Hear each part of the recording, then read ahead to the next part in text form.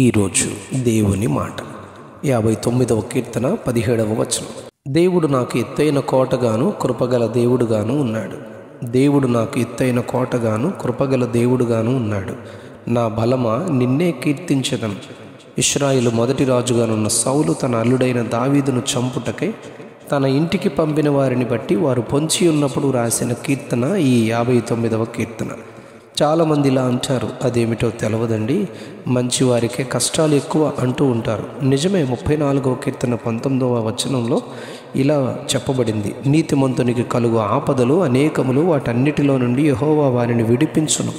దావీదు తండ్రి యెష్షయి తన కుమారులు యుద్ధ సైన్యములో ఉన్నారు. వారి యోగక్షేమమును చూచి సౌలుకు వారికి కొన్ని ఆహార పదార్థాలు ఇచ్చి రమ్మని తన చిన్న కుమారుడు మందలను కాయువాడైన దావీదును పంపిస్తారు. అతడు వెళ్ళే సమయానికి గొల్యాతు యొక్క సవాలును, ఇశ్రాయేలు సైన్యముపై అతడు అరుస్తున్న కేకలు విని సున్నతి లేని ఫిలిష్తీయుడు గొల్యాతును గుర్తించి బాహ్య కవచము గలవాడైనప్పటికీ, యుద్ధాభ్యాసము చేసిన వాడైనప్పటికీ అతనికి లేని దేవుని కవచమును చూచి దేవుని తిరస్కరిస్తున్న మాటలను బట్టి యుద్ధమును చేసి వాని గర్వాన్ని అణచాలని ముందుకు వెళ్ళి సౌలుతో మాట్లాడి యుద్ధములో దేవుని కనపరిచి స్తుతించి, ఈ యుద్ధము నేను కాదు, దేవుడే యెహోవాయే చేయునని దేవుని మహిమపరిచి ఇశ్రాయేలు పక్షముగా ఒకడే ముందుకెళ్ళి జయించాడు. ఈ చరిత్ర మొదటి సమూయేలు గ్రంథం 17వ అధ్యాయంలో మనం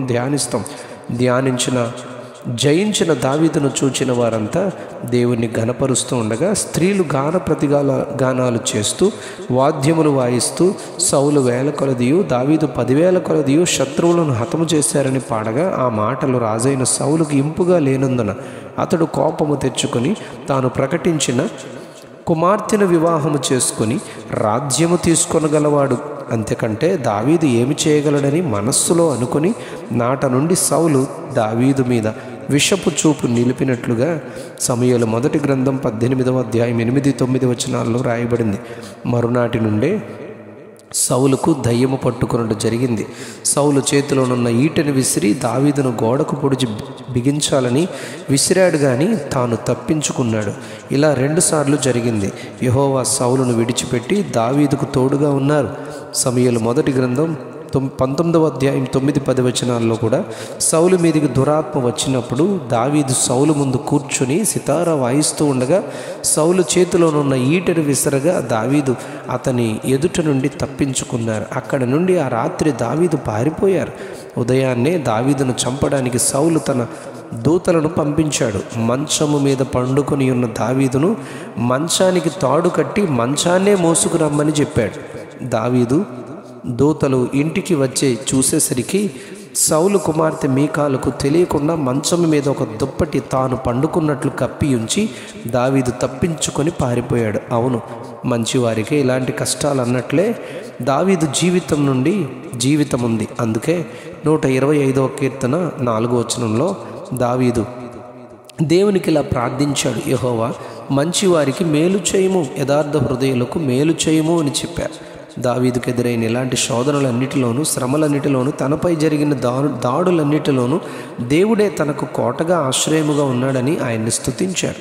2వ సమూయేలు గ్రంథం 22వ అధ్యాయం 33వ వచనంలో దేవుడు నాకు బలమైన కోటగా ఉండి తన మార్గముల యందు నన్ను నడిపించుచున్నారని స్తుతించారు. 37వ కీర్తన 39వ వచనంలో యెహోవాయే నీతిమంతులకు రక్షణాధారము, బాధలో ఆయనే ఆశ్రయము అని చెప్పారు. 62వ కీర్తన 6వ వచనంలో ఆయనే నా ఆశ్రయదుర్గము, నా రక్షణాధారము, నా ఎత్తైన కోట గనుక నేను కదలింపబడను అని స్తుతించారు.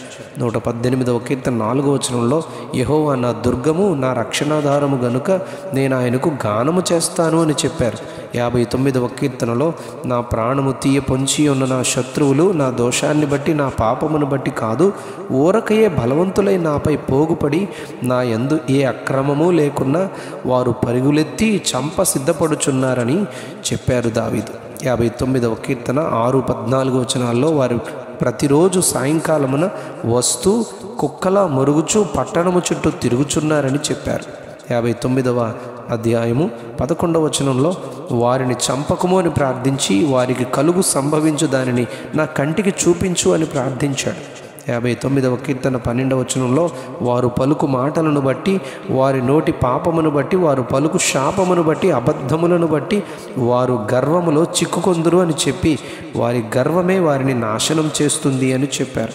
ఈ పరిస్థితుల మధ్య ధైర్యముతో దావీదు నా ఎత్తైన కోట, కృపగల దేవుడు ఆయనే అని స్తుతించారు. అలాగున మన పరిస్థితుల మధ్య విశ్వాసముతో దావీదు వలె స్తుతించి దేవుని కాపుదలను పొందుకుందుముగాక.